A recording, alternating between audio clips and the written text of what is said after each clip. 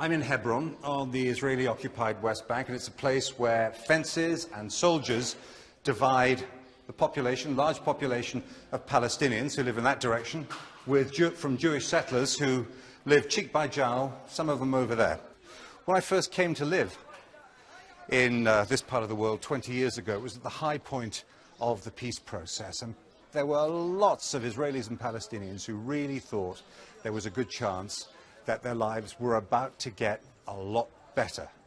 More than 2 decades on, with no peace agreement and the conflict continuing, I think that people now are sceptical, even cynical about the chances of things improving.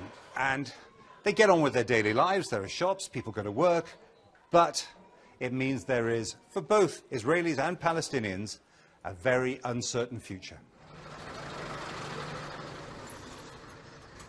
This is a cave that's been made into a home by a Palestinian man whose house in occupied East Jerusalem was demolished by the Israelis.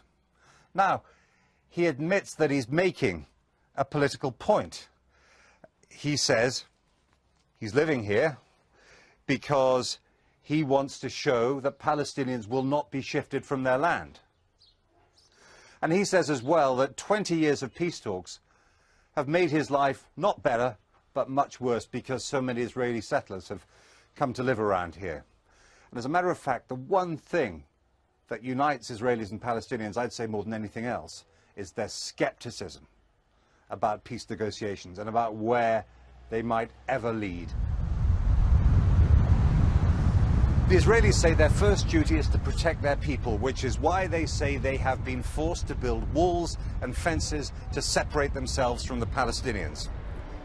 Now, for 20 years or so, off and on, they've been talking, the Israelis and Palestinians, about creating a Palestinian state alongside Israel, the so-called two-state solution, the idea being that they would split the land that they have been fighting over. Now, look at all this. It hasn't happened. Maybe the time has come to face an uncomfortable fact that there will be no two-state solution. So commentators have been talking about alternatives, and nobody's come up with anything that looks any easier than this solution that they've been trying and failing to get for more than 20 years. Which is why, on this sunny Jerusalem day, the future looks stormy.